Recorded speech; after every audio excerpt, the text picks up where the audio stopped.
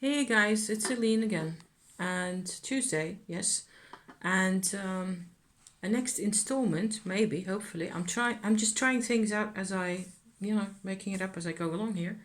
I'm trying to also stand in such a way that you don't have a load of reflection in my glasses. Maybe like this, yes, slightly better.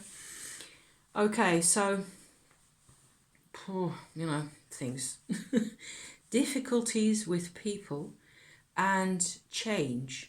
I'm trying to document what I'm here for. What the channel is about is me documenting my tumo process and what it means and what it does and how it works and how it feels. Okay, so I've been noticing a couple of things. First of all, in terms of tumo, there's very distinct levels of what I call activation going on, energy activation in your body, where as you practice, it gets more and more intense. Everything gets more and more condensed and effective. And one particular point where this tends to where it's been a kind of it's been a bit of a problem for me recently, is that I get huge what do you call that, discrepancies between parts of me, areas of me, where things have developed hugely, and I can feel it. I can feel how that feels really different and how lots more is coming to me than before. So I am like way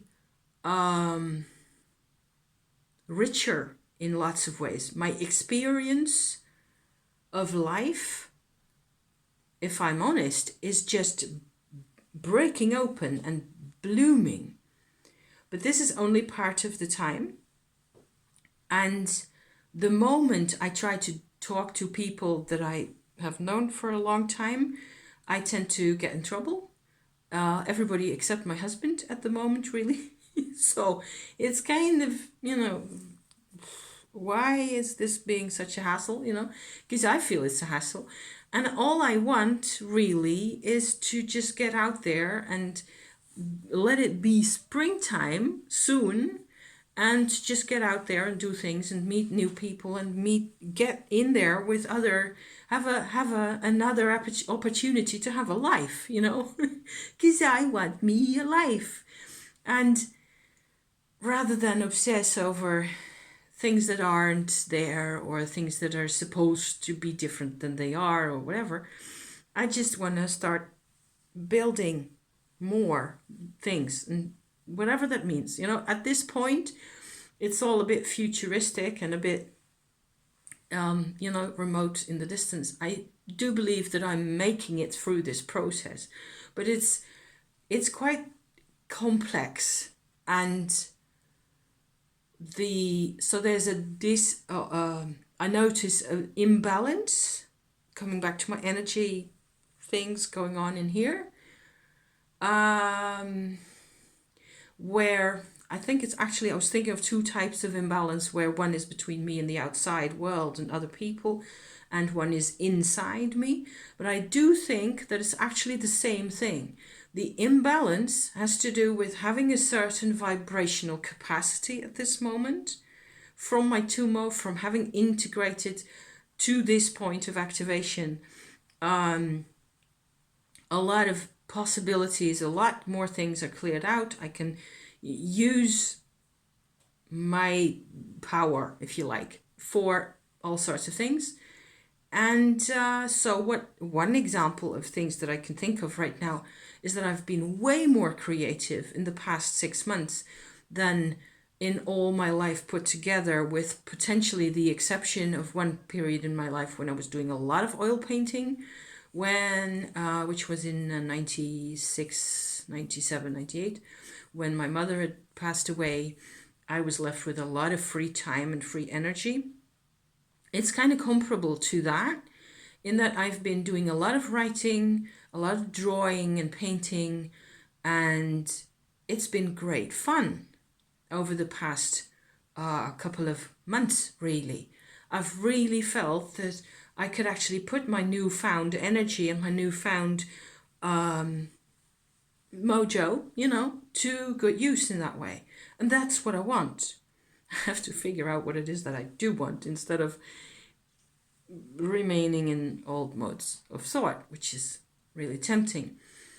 So that's an example of where I can actually see that, being active, thinking about things, getting things sorted out, painting and drawing and making pretty things, and generally feeling active and involved in all that stuff. Just that's already for me a big improvement.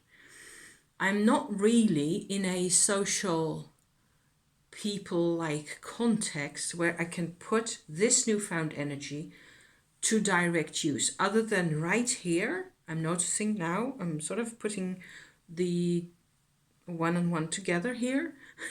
As I stand here, I discover that it's my own choice what I do with my time and what I do with my vibes, and what kind of a video I end up making. If that's what I can do today, then I should at least make a video that is some good for all of us, also for myself, rather than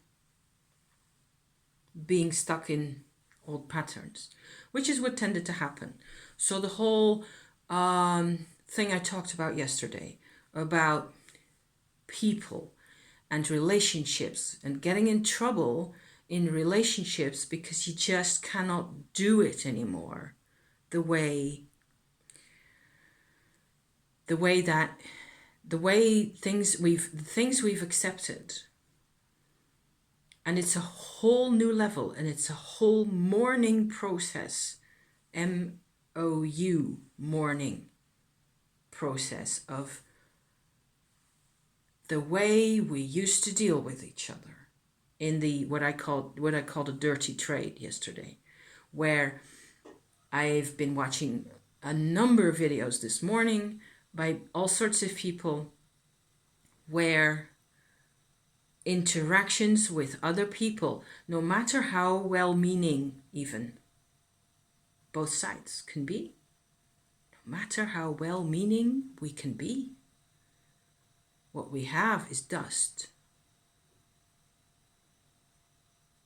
And that just kills me. It's so difficult to accept that people can be well-meaning and it just doesn't work anymore. So there's a whole mourning process there going on, where I have to learn now. And this is where the disharmony in the energy thing comes out again and again. And it is the same thing outwardly towards people, and where I sort of see things very differently now compared to, say, 6 months ago, because of the changing tumo in here, because it makes me that much stronger. I'm quoting here. What is that? Christina Aguilera in the Butterfly, the Moth song. You know which one I mean. It's made me that much stronger. But not being kicked around by people and identifying endlessly with all sorts of victim histories, and themes and stories and ghost stories. The change is coming for me because the energy has completely rewritten everything in here, but not in here yet.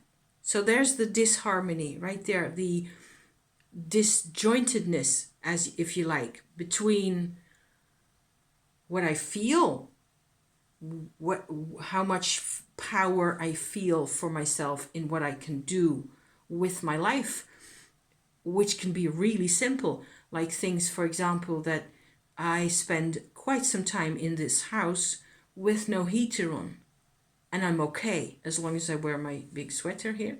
which is a hand knitted product that I made myself, I'm quite warm enough. So there's a lot of vital energy in me. And it expresses itself always with Tumo, it expresses itself from the bottom upwards. Okay?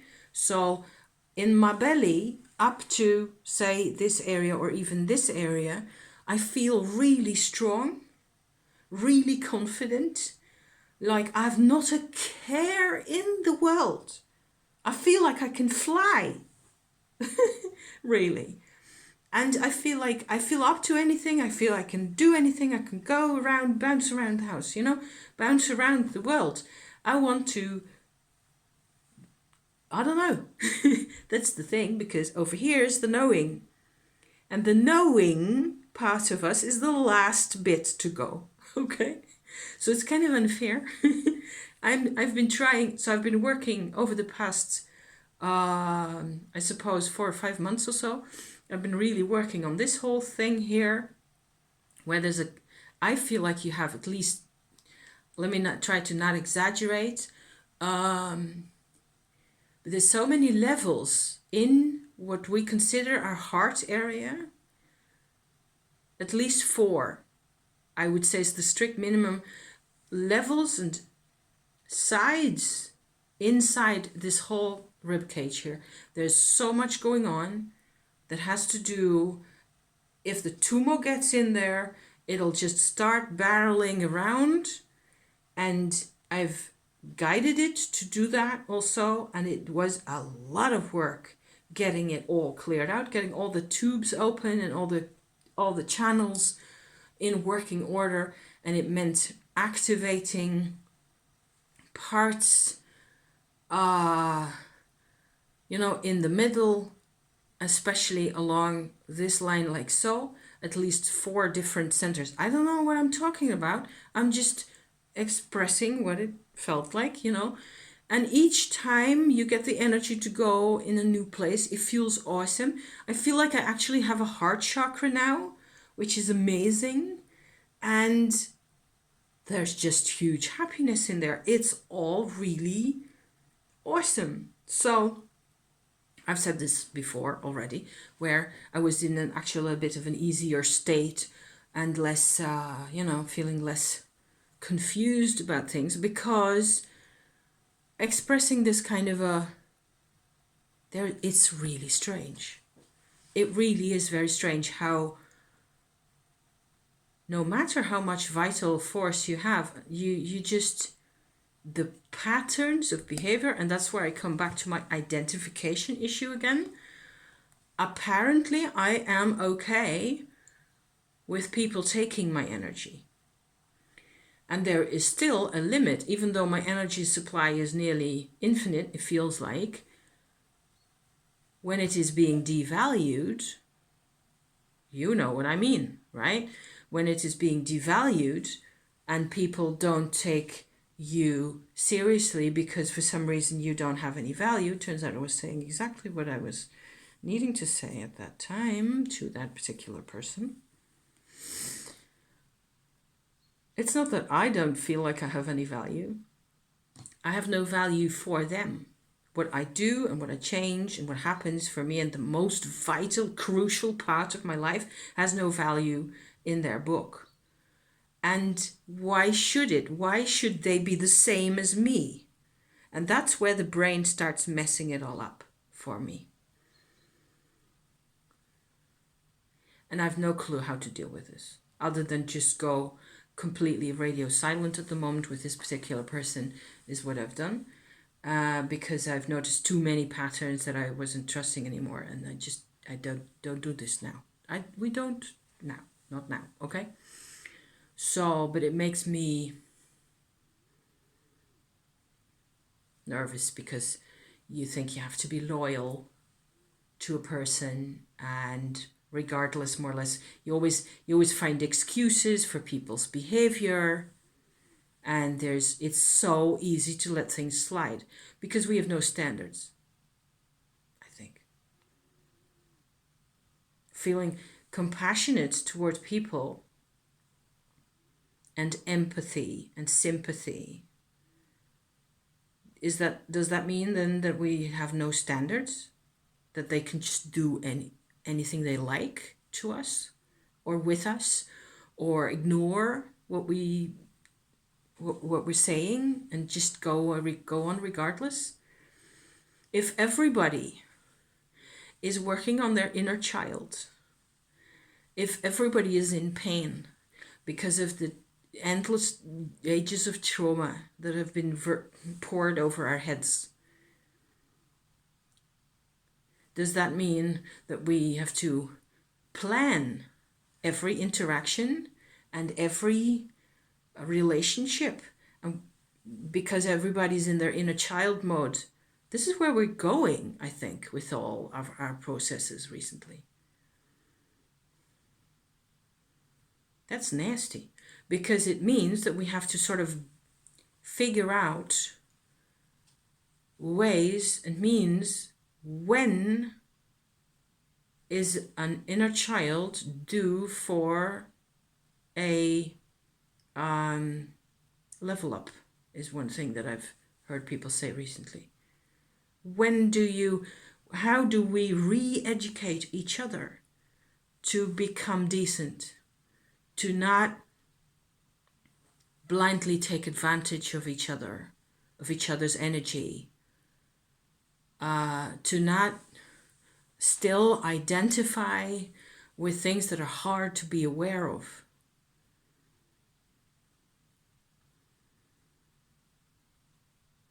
It's really tricky. It's really tricky. It's what I'm trying to deal with here. And the more energy I have, the easier I found it to just be available to people. But people take advantage of me. And I don't like it.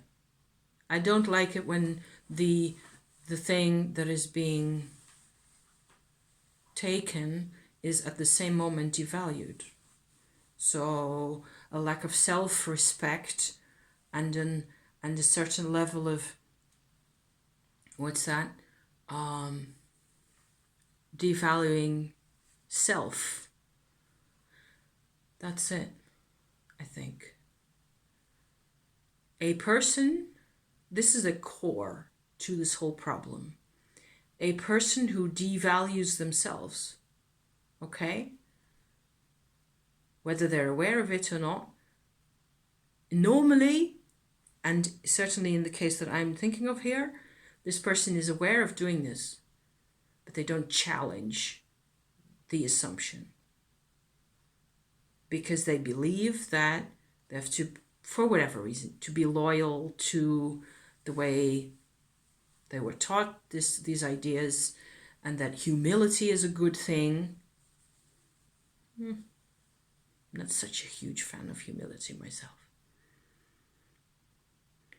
I'm more of a fan of ego, even though this is very dangerous waters that we're getting into, because I instantly see a whole drama of scenarios, how we try to do each other in. Good God, yes. But you cannot afford to devalue yourself, because you yourself are what was given to you as a tool to have experience, to have life. So if you devalue yourself, you're not making sense, but you're also, this is where everything goes wrong. You think you're being loyal to family assumptions, family karma, you think you're forging a path, As long as we devalue our own experience, and I don't have to explain what that means, do I? If I don't value myself, I have not the same notion of value or, the interpretation that I used to have of a potential value of myself, of my awareness, of what I look like, or of what I sound like, of what I can do, of myself emotionally. I used to think I was hyper emotional, which was big trouble for everybody. I used to think I was arrogant, which I could certainly also be, because that's not completely strange to me. I had a really hard time listening to other people because I didn't have enough experience interpreting other people's experiences. So there was a huge gap, a learning gap between I was supposed to behave like a 30-year-old, but inside I was 7. Things like that. I think that's all way more common than we know, than we are aware of.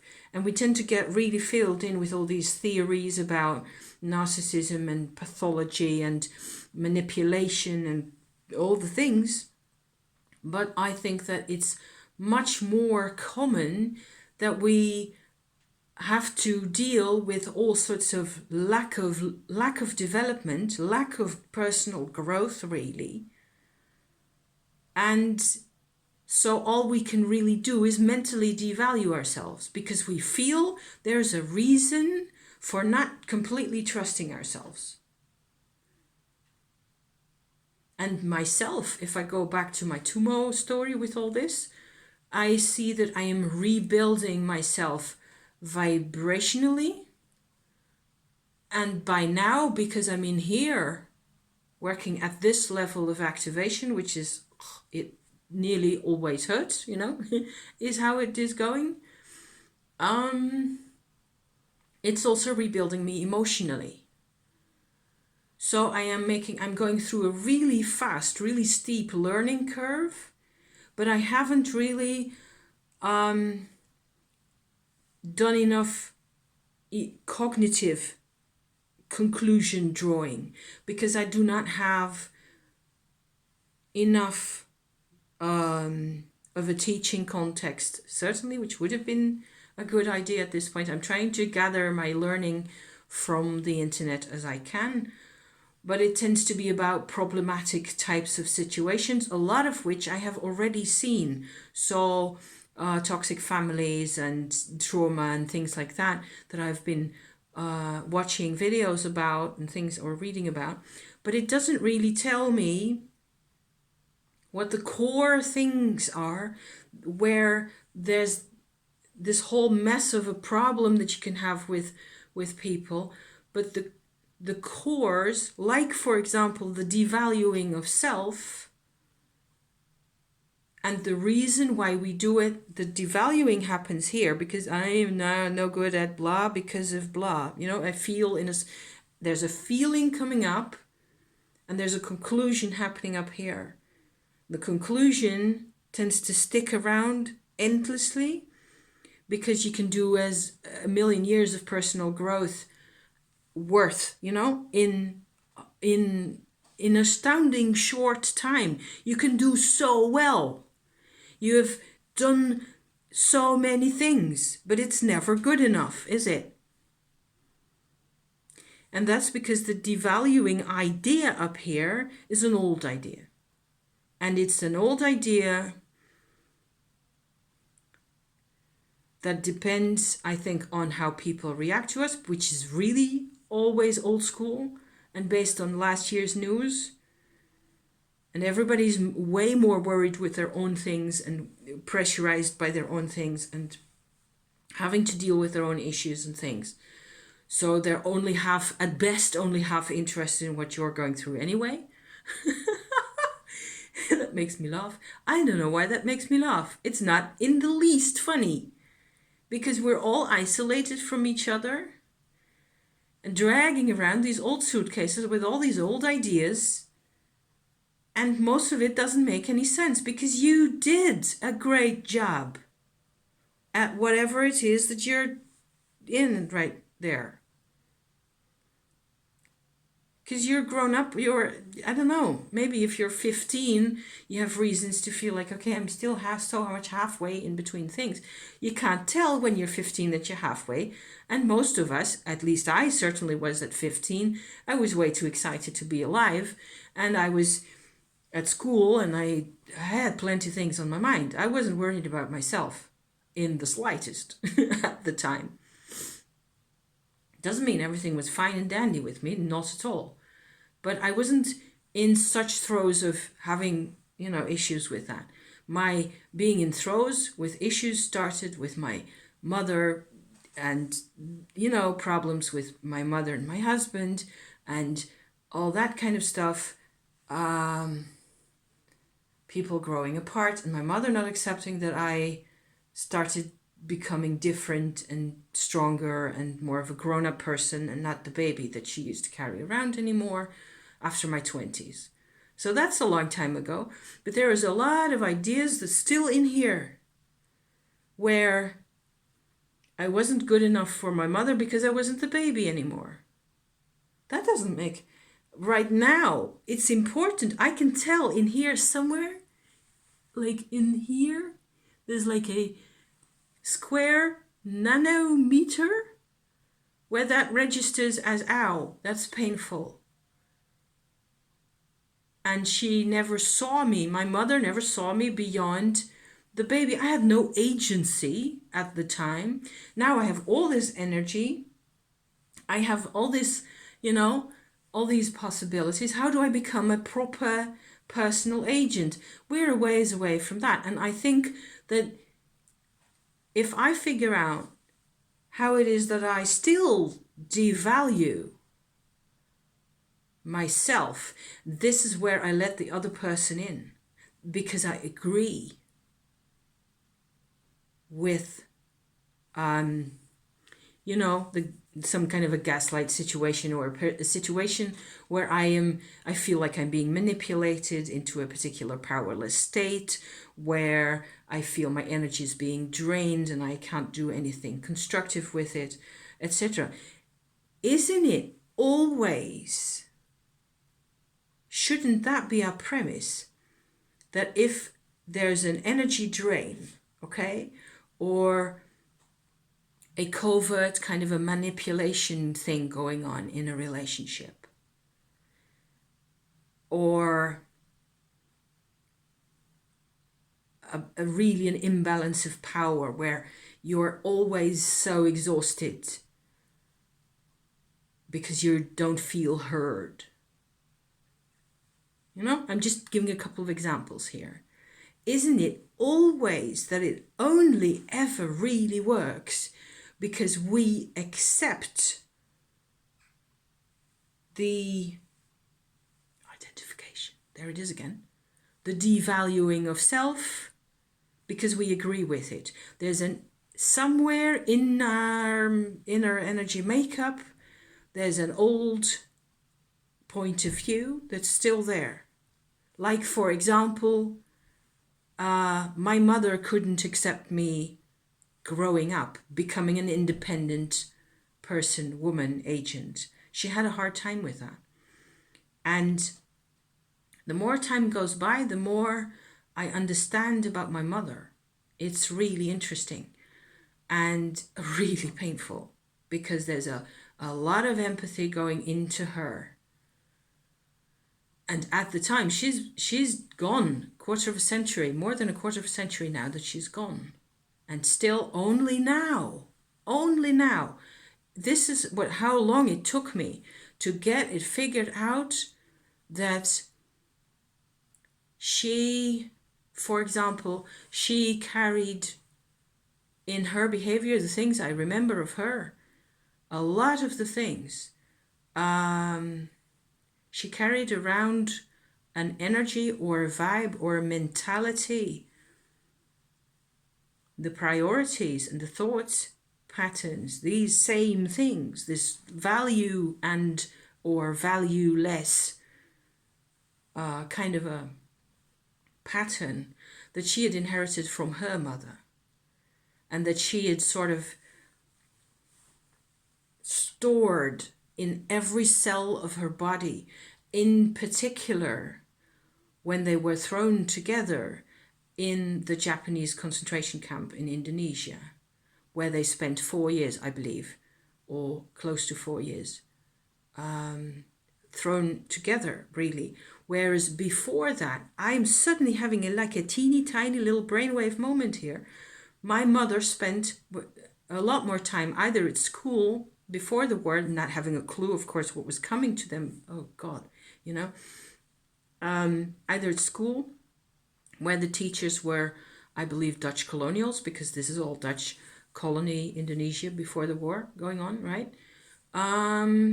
Or at home with servants that they had. They had at least two, maybe three servants, one doing the cooking.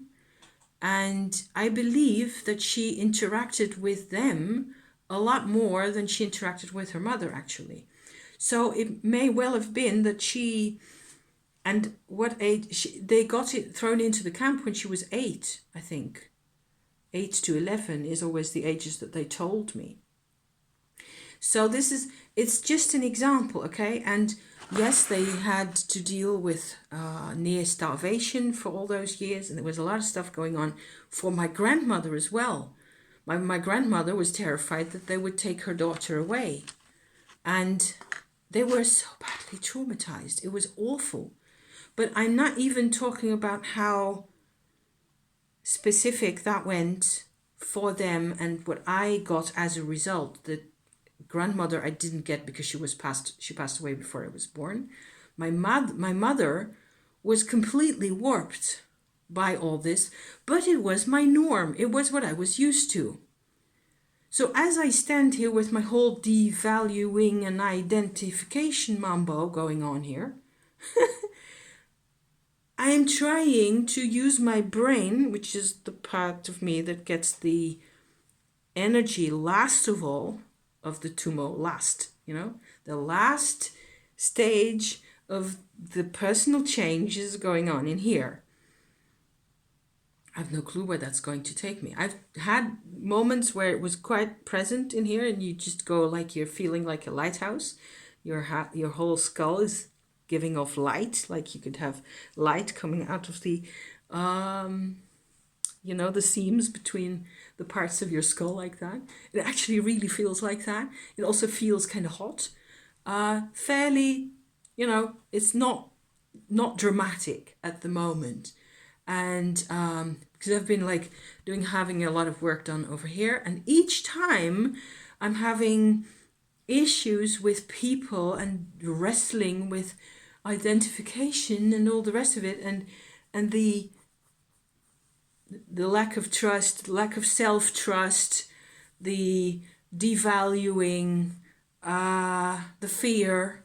There, just a couple of little pieces here of what that puzzle looks like. It hurts like hell. It's like, stabbing right through me. I hate that people have to suffer this way. I just want to close the system down and have a complete reboot, because yuck, you don't have to devalue what you're doing. You really don't. And it's no use my telling you, because you're gonna go on doing it anyway. Because there's hidden layers, like with my mother and my grandmother, and even my great-grandmother that I know it's next to nothing about, except I think she was born in Rotterdam. No, that was my grandmother who was born in Rotterdam. My great-grandmother, my mom knew her. So they visited, they came back from Indonesia a few times before the war, when my mum was a little kid. And there's a photograph of my mum in a little bobble hat, and a little vest at 4 years old, I think, walking in the snow for the first time, like with a complete look of surprise on her face. It's so funny. People, there's hidden stuff everywhere. And so you cannot blame other people for what it is they're doing, I think, like ever, really. We do need to hold each other responsible, accountable. But we only let them devalue us if we devalue ourselves. And that's always true. I think that's kind of what I came out to say today. It is always true that we let them And so we have to go on the hunt inside for, where do I think this is normal? There's lots and lots of ways where I think blah, blah, blah is still normal when it isn't. And I just have to figure it out. That it just ended being normal. And there's no new normal, which is what lots of people were talking about. There's no new normal yet. It's just the old normal is gone. So there. Is that half an hour? Gosh, it's over half an hour. I have no idea whether I made any sense today. I'm just uploading this anyway, because lunch and then what comes instead of the old system? Yeah, so onward, as I tend to say these days. Thank you so much for watching. I love you to pieces. You guys, you're awesome. Okay, see you next time. Bye-bye.